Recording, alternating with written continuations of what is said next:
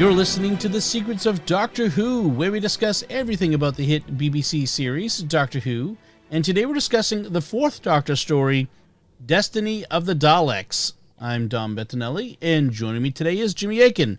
Hey, Jimmy. Howdy, Dom. Folks, be sure to follow The Secrets of Doctor Who in Apple Podcasts, Spotify, TuneIn, your favorite podcast app, or on the StarQuest YouTube channel, youtube.com/StarQuestMedia, where you should also be sure to hit the bell to get notifications and subscribe, of course. We've got some more great listener feedback to share with you at the end of the episode, so stick around for that. And I want to tell you about another show on the StarQuest Network you're sure to enjoy called Let's Science, which you can find wherever fine podcasts are found, or at sqpn.com/science.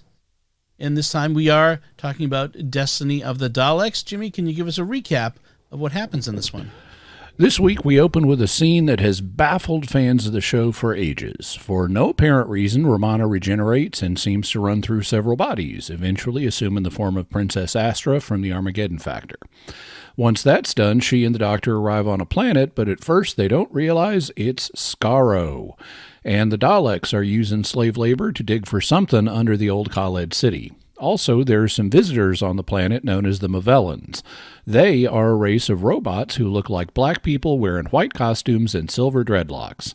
And they're here to stop the Daleks from getting whatever they're digging for, which turns out to be Davros, who was left under the city at the end of Genesis of the Daleks several seasons earlier. The Daleks have returned to get him because the writer, Terry Nation, is very confused about the difference between robots and cyborgs, and he thinks of the Daleks and the Movellans as two races of robots fighting each other with perfect logic. They've been fighting for centuries without a shot being fired because each can anticipate the other's moves and neither can find the right time to strike. The Daleks want Davros to reprogram their battle computers so they can win, and Davros is more than willing to help. When the Movellans discover that the Doctor is a genius at robotics, they want him to do the same thing, but he's not willing to help. Eventually, the slaves revolt and reprogram the Movellans, while a bunch of explosive-laden Daleks are on their way to blow up the Movellan ship. But the Doctor confronts Davros and arm wrestles him over the button to detonate the explosive-laden Daleks. The Doctor suddenly lets go, and Davros's hand smashes into the detonate button, causing the Daleks to explode before they're in position. Davros is then taken into custody for trial by the former slaves who use the Movellan ship to go home. The end. So this is the first story of season 17. After we just finished this Armageddon Factor, which was the last of this season 16. Mm-hmm. Jimmy, your overall impression of this story? Well, I thought it was pretty good. One of the things that I was interested in is this is written by Terry Nation, the creator of the Daleks, and even though he doesn't understand what a robot is, and they even pointed out, they show us on screen a Khaled mutant, Yeah. Even though he doesn't understand what a robot is, the premise is interesting, and I thought it was well done. One of the things that has been pointed out about Terry Nation's writing is that he kind of became fixated on one plot about the Daleks and he kept using the same plot over and over. And he's kind of broken out of that here. This isn't the standard Dalek plot. This is something new. He had introduced Davros, a few seasons earlier in Genesis of the Daleks, and this is basically a direct sequel to Genesis of the Daleks. They go back to get Davros, and Davros has an ongoing function. And in fact, Davros has showed up basically once for each of the classic Doctors and for the 10th and 12th Doctors. So Davros really expanded the Dalek mythos and enabled them to do a bit more than they are able to typically do on their own. So it was an okay story. Mm. Yeah. After our general impressions, though, we should talk about Romana's regeneration. Yeah, I definitely want to talk about that next. I agree with you on overall. It does feel like a sequel. This is the second Davros story. Only the second time he's shown up. It also happens to be Terry Nation's last script for Doctor Who. This is his final story, and the first with Douglas Adams as the script editor, which you can tell. Yeah, you can tell, which is awesome. So, yeah, let's talk about the new Romana with Lalla Ward. So the change in actress was forced by casting decisions. The previous actress, Mary Tam, who played Romana 1, for a long time there were all kinds of rumors about why she left, but she eventually clarified and said, "I just wasn't happy with the direction that they were taking my character in, and she wanted out." And she also suggested Lalla Ward, who had played Princess Astra, to be her replacement. And so that's what they did. They swapped in Lalla Ward. Unfortunately, there's no diegetic reason for the regeneration. Mary Tam does not appear in this episode, in this story. And the doctor, when it starts, the doctor's working on Canine, who has laryngitis and is basically out of the story. He's not really a part of this. But then Princess Astra walks into the control room, and the doctor at first thinks it's Princess Astra. And she clarifies, "No, I'm Romana." "What are you doing?" "I'm regenerating." And there's no explanation for why. I believe that Big Finish has done some fill-in work on that, but basically this is an unmotivated regeneration. And then they make it worse and this is probably Douglas Adams, because the doctor says, "You can't wear someone else's body like that." And she says, "Why not? We're not going back to that planet." And of course, this is before Peter Capaldi became the doctor, so you can wear someone else's body, but at this point in the show, the doctor's saying, "No, you can't." And so she goes off and she runs through like 5 different bodies, and the doctor rejects each one of them. He's being as picky as the second doctor was at his forced regeneration about, that one's too old, that one's too fat, that one won't do it all. And so the fourth doctor is now doing the same thing. One of the new forms is short and blue, which is interesting because that's our first interracial regeneration. Or at least racial or species, one or the other. Or really species, but certainly racial. And then another is like some kind of weird fleshy Amazon lady. Really tall. Well, that's another one. That's a separate one. Yeah. Then there's one who's just super tall and dressed like I guess in Greek costume. Yeah. And then finally, Princess Astra comes back out again, but wearing Tom Baker's clothes. And he says, "Oh, this one will do." And she then modifies the clothes later in the episode so they're more feminine. So she's not wearing exactly his scarf and hat and jacket. She's now wearing a pink jacket and a white scarf, but it's clearly patterned on him. And so this caused all kinds of confusion back in the day, because at the time they had introduced the 12 regeneration limit. And so making sense of this from a viewer's perspective was just nuts. I mean, she even if you assume Romana is in her first regeneration, she just blew through 5 more bodies. And so it's bad enough we've got an unmotivated regeneration.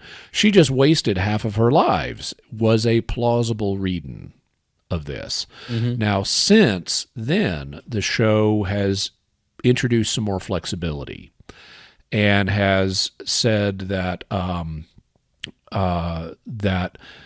it takes a while for a Time Lord who's regenerated to finish cooking.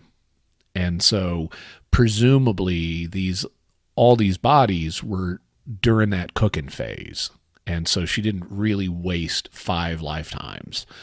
But at the time, this was a very bizarre and disturbing scene for fans of the show. Yeah. A couple thoughts. Well, it felt like a fashion choice, like she was trying on different clothes or different bodies, which felt like it kind of cheapens the regeneration in a sense. Like when the Doctor regenerates, it's because it's a big deal because we're changing Doctors' personalities, the whole 9 yards. And this just like, oh, we're just gonna like try on different outfits, and it kind of cheapened it a little bit. They did anticipate, and I agree with that. It does because this scene is played for comedy. Yeah. And as comedy, it works. It's just what the heck is going on in terms of the mythology of the show.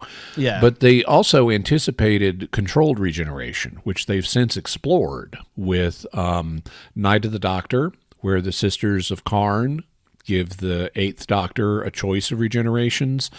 And also in Jodie Whittaker's finale, where the Master forces her to regenerate. Yeah, that's true. So they later build on some concepts that are here, but at the time, this was very confusing. The other thing is, I like Tom Baker's scarf. It's iconic. Mm-hmm. But her scarf was annoying. Like, I just threw it the whole thing. All I could see was her tripping over that stupid scarf everywhere she went. Like, get rid of the scarf. It was just, just a personal thing. It was frustrating. Didn't bug me. And I suspect she'll get used to the scarf going forward. Yeah, yeah. So they land on this planet because in the last one, in the Armageddon Factor with the Black Guardian, the Doctor escaped from him by putting a randomizer on the TARDIS control. So we're back to the TARDIS going to random places so that the Black Guardian couldn't track them. And so the randomizer brings them back to Skaro or to a quarry in Wales that looks a lot like Skaro. I like how when they first step out of the TARDIS into the rock quarry, the Doctor says, I feel like I've been here before. And so that's a little bit of a meta wink because Doctor Who has spent so much time in rock quarries. That's right. And they almost immediately get TARDIS separation because there's an earthquake that knocks boulders down in front of the TARDIS. They see this funeral procession taking place in front of them, and with natives. It turns out not to be the natives, but to be some of the slave workers. And then they see this strange ship landing. It's the Magellan ship that lands. And then the Doctor gets trapped under a fallen rock. But he doesn't seem like they go inside and he gets trapped, although he doesn't seem too distressed by being under the giant rock. It was kind of an odd situation. He just kind of was there. Yeah, he says he's not injured, but if he's not injured, why can't he get out from under it? I don't get that.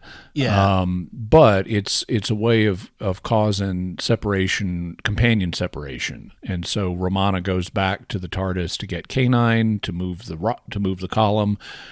I guess they want K9 to blast the column, but she never makes it that far.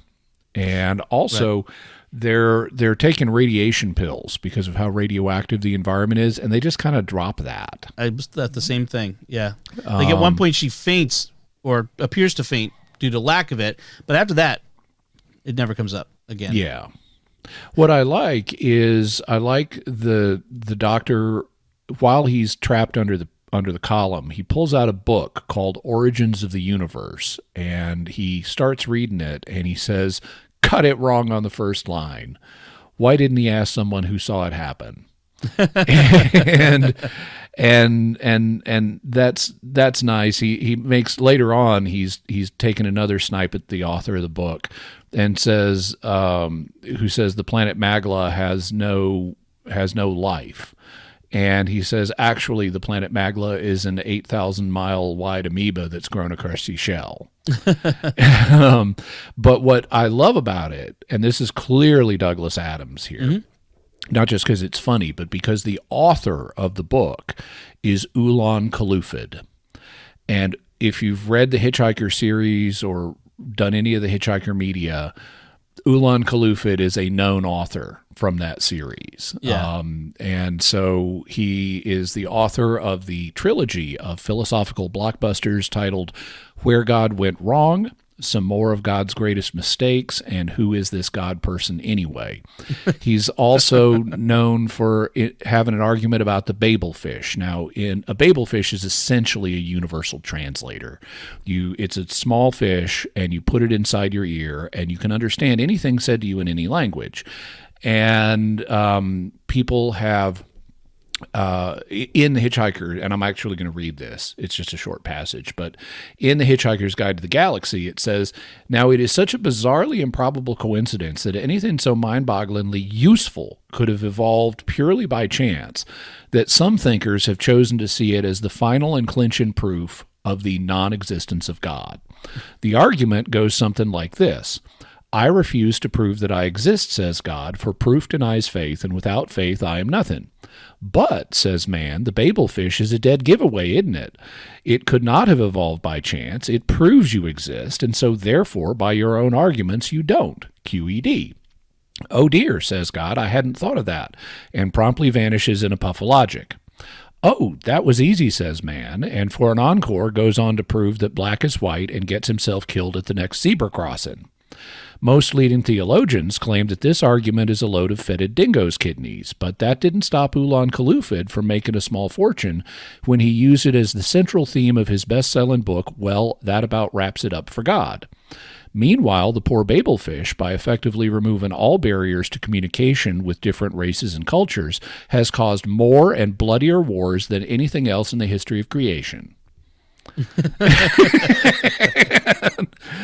So Douglas Adams was working on the original radio version of The Hitchhiker's Guide to the Galaxy when this script was in production, and he threw Ulan Kalufid in here. So it's a nice little lagniappe for Hitchhiker fans. I'm going to guess Doctor Who fans probably know what a zebra crossing is, but in case you don't, if you're an American who doesn't know, it's a crosswalk. Yeah. It's excellent. So the Movellans show up, the silver dreadlock people, as we mentioned. They turned out to be robots. And we have this dusty old man. I wanted to mention about the Movellans. So I like the idea of the Movellans. And they have only 2 appearances on televised Doctor Who. There's this story, and then they appear as unnamed characters, like in the 12th Doctor montage sequence, the pilot for Peter Capaldi's last season. So we see almost nothing of the Movellans on screen. There is a little bit of spin-off media involving them, like Big Finish, but not a lot. And I think that, we've had more with the Sontarans and their enemies, the Rutans, than we have the Daleks and the Movellans. But I like the way they're built up here. I also like the way they're presented. Now, most of the actors who play them are black. Some of them are white actors that are wearing dark complected makeup. But we've seen so many planets full of white people. I'm absolutely happy having a race that's something other than white. And so I like that they did that. They did the same thing in Star Trek Next Generation first season episode Code of Honor and absolutely botched it. That's a horrific example. This is what you don't do if you have a race that is not white. You don't make them a ridiculous parody. But the Movellans are not a ridiculous parody. They're at first they seem reasonable. It's going to turn out that they're robots, and that's fine. But I like the Movellans. I wish they'd use them more. I thought it was interesting, and I kind of predicted this as I was watching it, that so we had this creepy old man following Romana around, and we had the Movellans who looked like they were all in white, and their spaceship was very sleek and modern and clean, and they looked like the good guys, and this creepy old guy looks like the bad guy. And of course we swap that. The Movellans turn out to be villains, and the old guy turns out to be an escaped slave who becomes an important ally of the Doctor in all of this. So I did like the misdirection that they put into this, and we do have a complex plot here of 2 villains and the Doctor and his allies, as the heroes, and the Doctor has to kind of deal with both of these guys at the same time who are also enemies of each other. And so we have this trio or tripod of a story arc.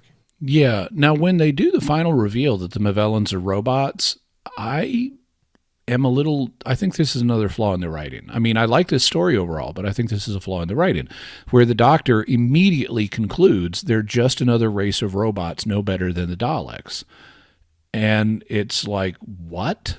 Robots are, by their nature, amoral. It's all how you program them. Are they going to be good or bad?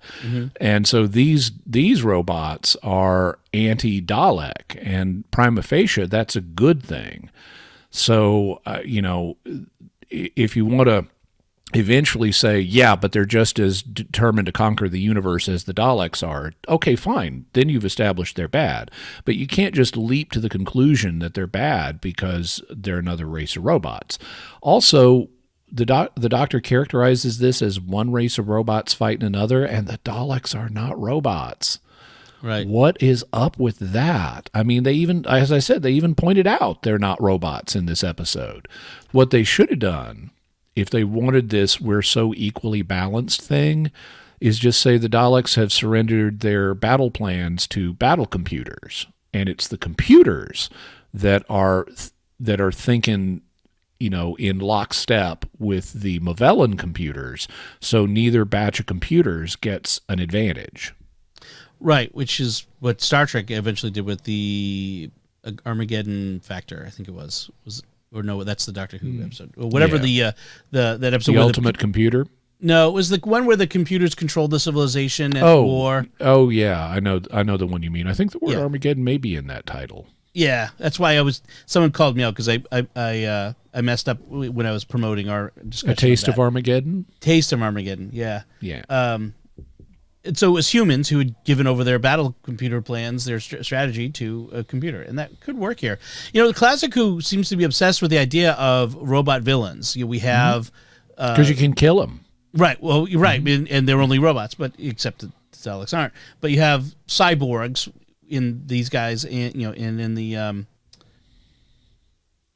cyborgs, the Cybermen, that's the word I was trying to go for. You have the Movellans, and then even some of the other races that come up, the plastic people in the second or the third Doctor's time, really. The Nestine consciousness that animates the Autons. Right. Yes, exactly. And so they seem to be kind of obsessed with these, and maybe you're right. Maybe that's why, is because you don't have to have the Doctor killing people, even alien people, to win. In the case of the Cybermen, they genuinely are cyborgs. I'm not convinced the Daleks are. They, in Genesis of the Daleks, they refer to the Dalek exterior as like a travel suit or something like that. As far as I know, the Dalek mutant inside of it is just the pilot of the suit. Right. He hadn't actually integrated with the suit. Right. It's like the power suits and myriad. They're just Gundam mechs. Yeah, like Iron Man in a way. Yeah, Iron Man just wears a suit.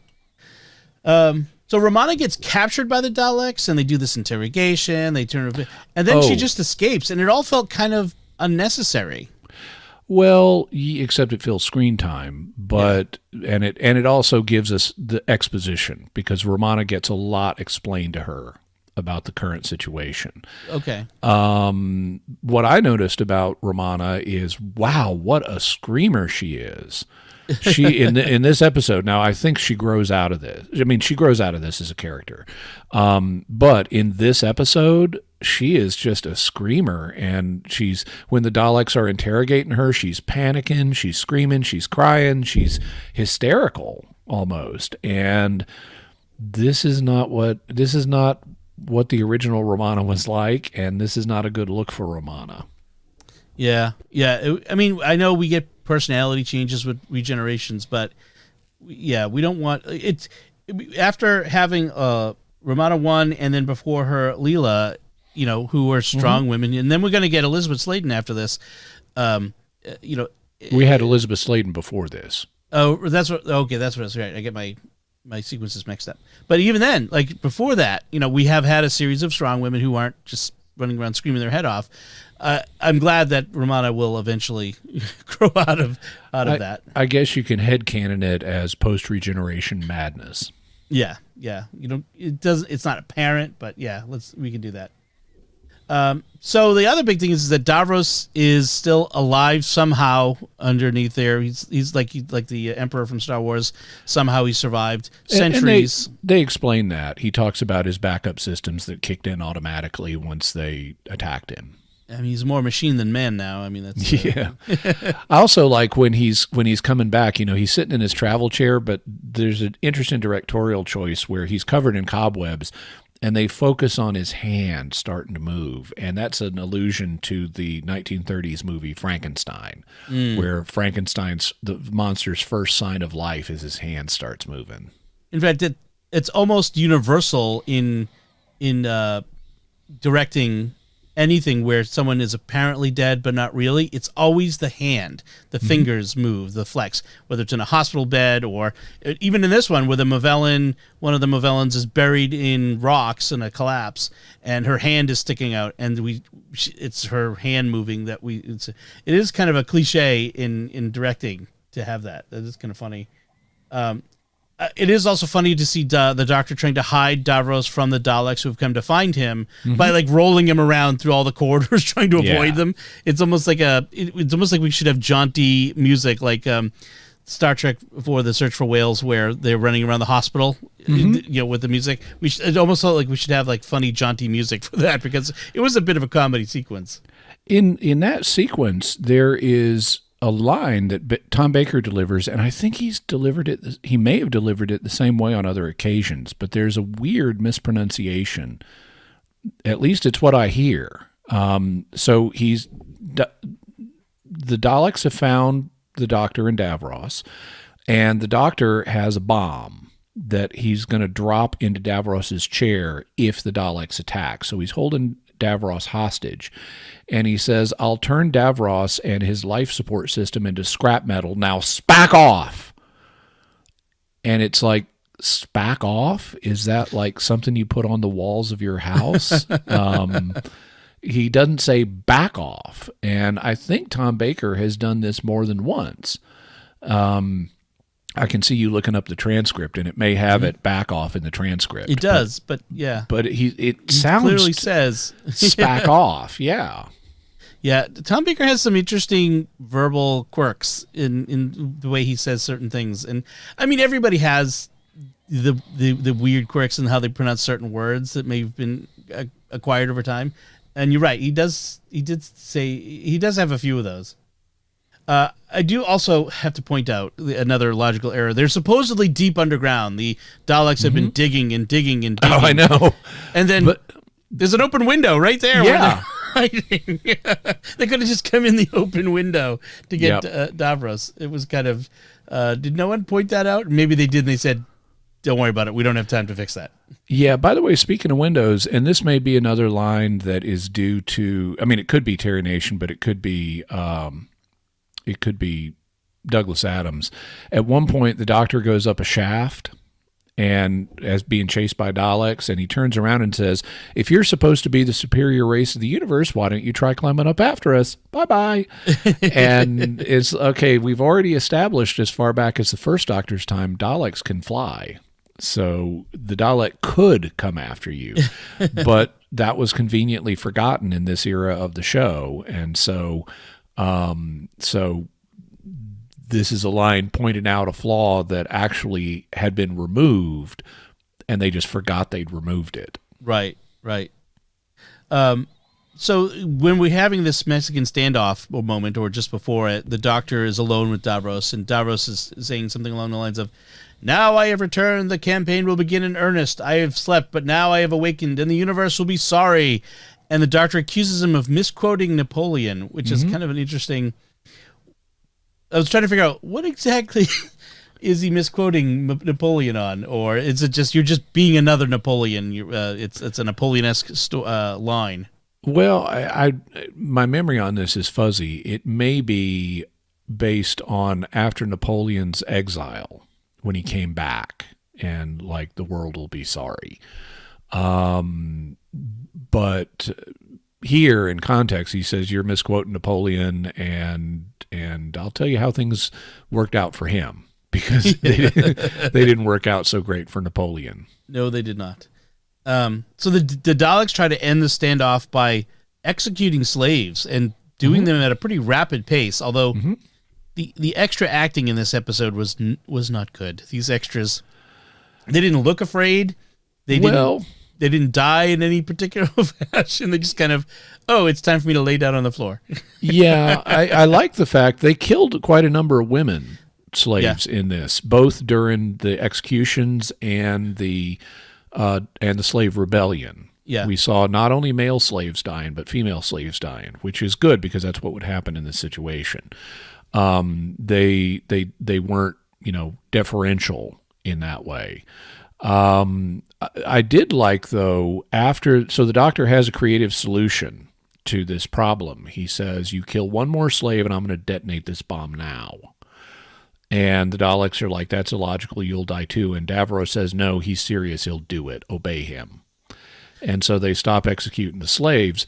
And then the surviving slaves pick up the bodies of the fallen and start carting them off. And there's this one slave who is so overjoyed that he didn't get executed. He's just smiling, and it's like, okay, that's a realistic response. I buy that.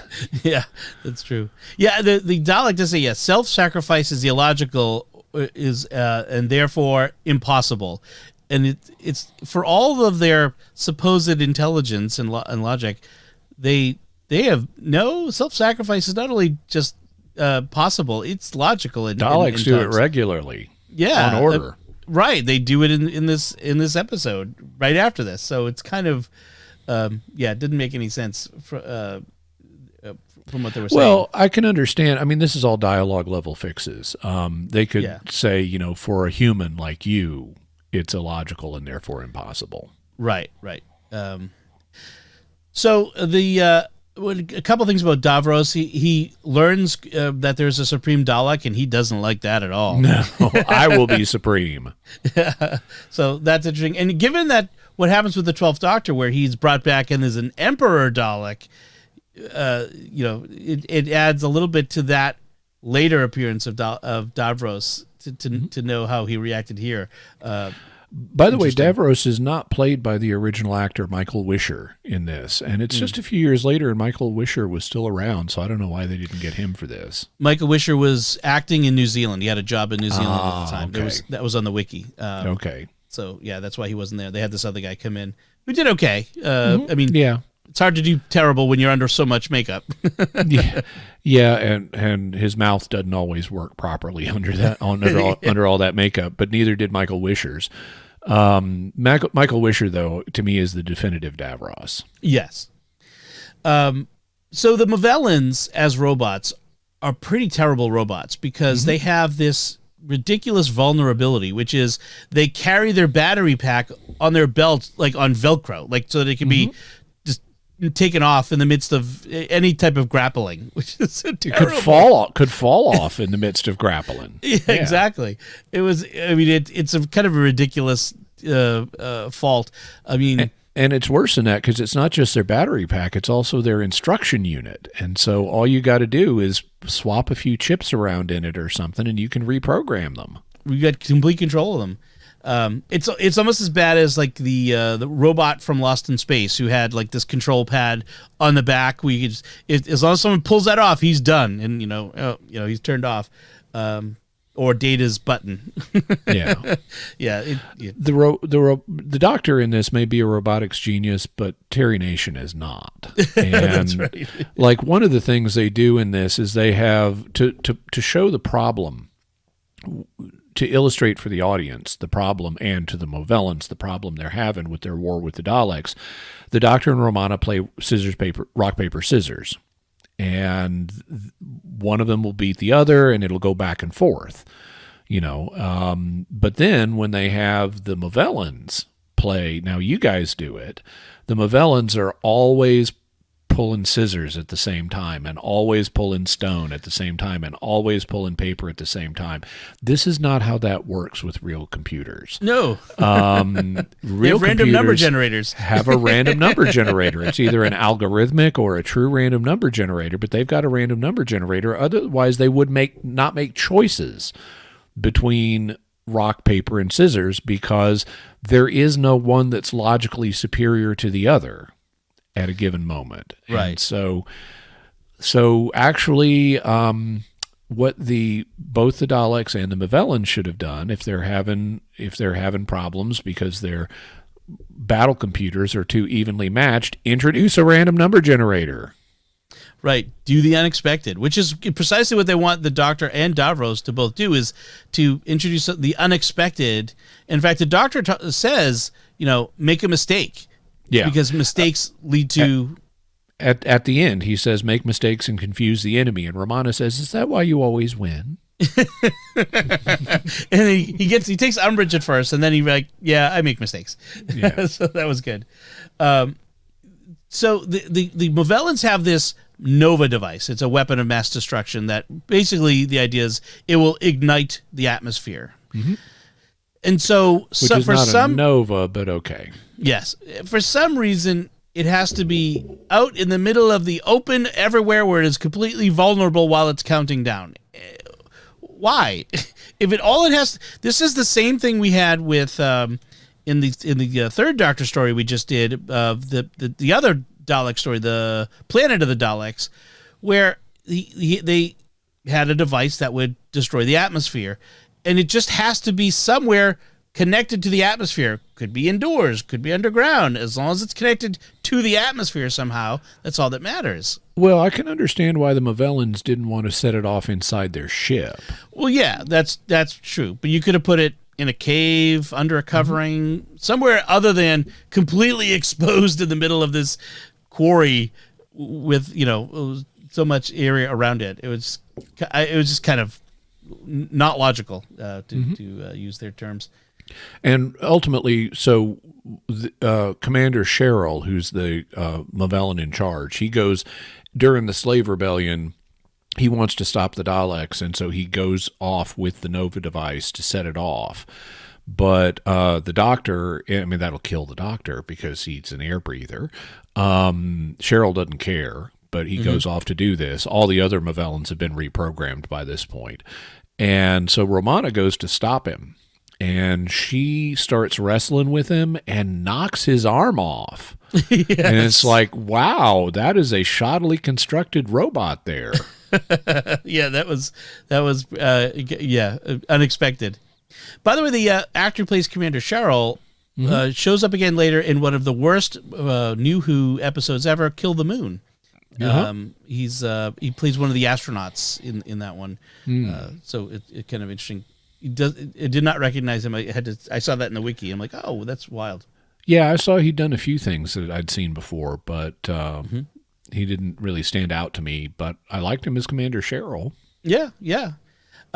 So the Davros sends almost every one of his Daleks there. He's trying to buy time. He's waiting for the Dalek ship to come and pick him up, and so he needs to destroy the Movellan ship and sends Suicide Belt, basically Daleks, off to go destroy the Movellan ship. Basically, put a whole bunch of explosives on them, and then go. All of you just surround it and touch the other one, and it would be, what they say, 500 megatons explosion. I forget what number they put on it, but I was kind of surprised by this because he tells them to destroy the Movellan ship, and they say, we can't, our weapons are ineffective.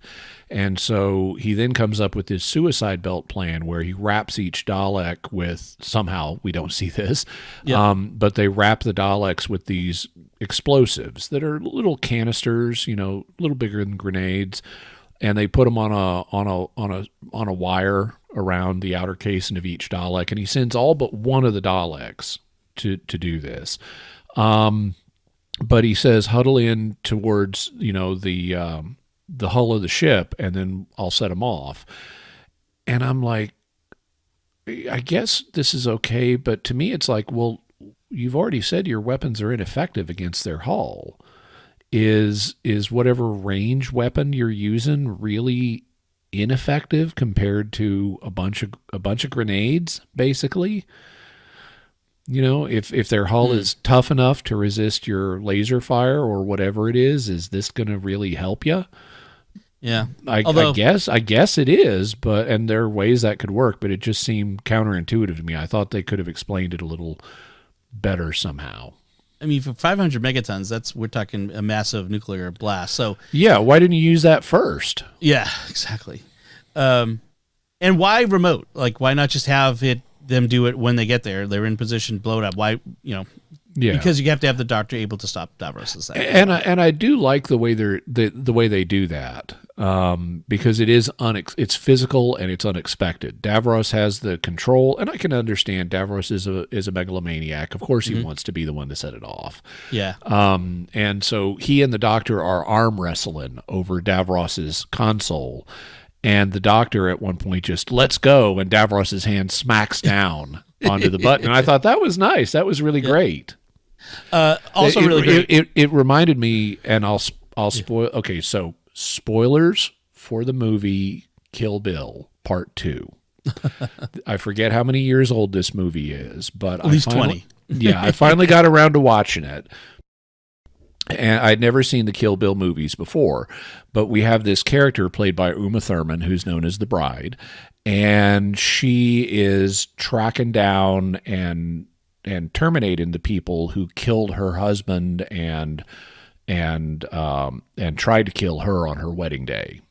And one of them, the penultimate one that she confronts, is a woman who has an eye patch.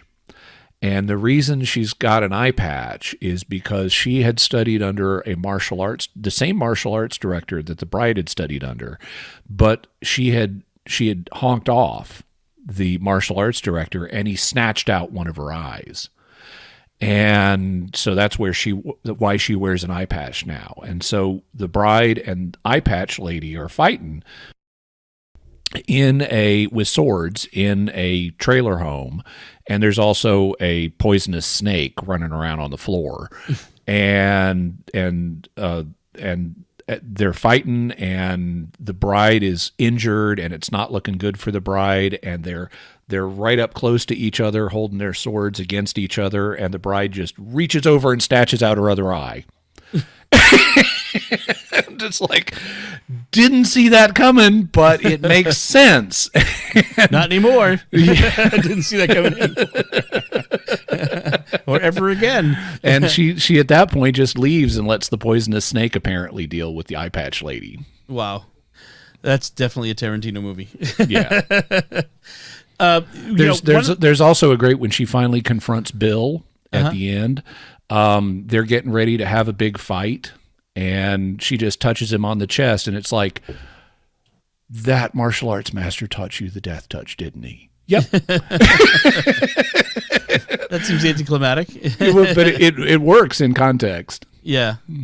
I have to say the special effects guys probably had a lot of fun in this one, because there was a lot of cool Dalek explosions, by the way, when the doctor finally set them all off. So that was a lot of fun.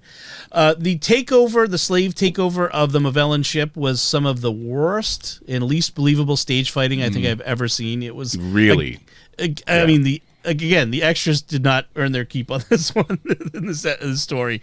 It was really bad. But I think a lot of that's down to the director. I think the director didn't give them effective direction. Yeah, that's probably true. And the resolution that the doctor says to the Dalek Magellan problem is the first side to turn off their computer and do something irrational wins the war, and that's where we get the whole make mistakes and confuse the enemy. So. Also, did you notice how the doctor was like lifting giant boulders with no problem as he was unburying the TARDIS? Makes you wonder why they didn't just do that earlier. But of course, the doctor goes to these places, encounters danger. He doesn't leave because he can't. He doesn't leave because he wants to fix whatever's going on. Well, they even address that early on in part 1 after they land. Romana says, "You want to get out of here?" And after the doctor has said, the place is familiar to him, and he says, "What?" and have me wonder where this place was for the rest of my life. I lose sleep over it. That's right. Yeah. The doctor always wants to fix things. Any other notes on this one, Jimmy? Nope. All right, let's get to that feedback we discussed. First bit of feedback comes from episode 229, so way back when we discussed the first Doctor story, The Web Planet. Paul Ash61 on YouTube writes, "I wish the modern show would do a story as bold as this one." I know. I love The Web Planet. I think it's great. I think it's highly underrated. It's one of my favorites. You know, I think it suffers because we see the special effects and they look cheesy because it's 1964 or whatever. But the story itself is complex and interesting. I think it would be interesting to see that in a modern text. It's a great episode. It's a great story in terms of world building. Now, execution, they had a children's TV budget, and it's slow by modern standards. But in terms of world building, it's phenomenally ambitious. Then our next feedback comes from our fifth Doctor story, The Awakening, we just discussed. Robert Hawkins wrote in via Facebook. "So the history of the English Civil War, which most historians would now call the War of the Three Kingdoms, was a bit off here. At no point, as Jimmy said, were the Roundheads beaten as part of the Restoration. Oliver Cromwell's forces won both phases of the war, executed Charles I, and imposed a military-style Puritan dictatorship on the country until his death of natural causes. His son had neither the talent nor the strong interest in ruling, and so the country's leading generals and politicians invited Charles II to restore the monarchy by 1660. And there are two Horrible Histories videos that are really great and well worth watching about this. One about the conflict between the Cavaliers and the Roundheads, which is based kind of on West Side Story, and also one on Charles II called the King of Bling. All right. So that's our feedback. Thank you both for your feedback. And now we want to take a moment to thank our patrons who make it possible for us to create The Secrets of Doctor Who, including Rocco F., Yvonne R., Daniel E., Gary J., and Christopher P.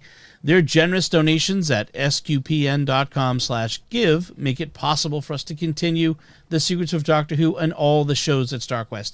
And you can join them by visiting sqpn.com/give. This StarQuest show is also brought to you by Exodus 90 and the Exodus 90 app, a daily companion to help you grow closer to God and to become the man you want to be. This summer, join the Enthronement to the Sacred Heart, the Exodus 90 Summer Book Club, and St. Michael's Lent, beginning August 15th and leading up to the Feast of St. Michael the Archangel on September 29th. Go to exodus90.com/SQPN for a 14-day free trial to the Exodus 90 app and to learn more about St. Michael's Lent.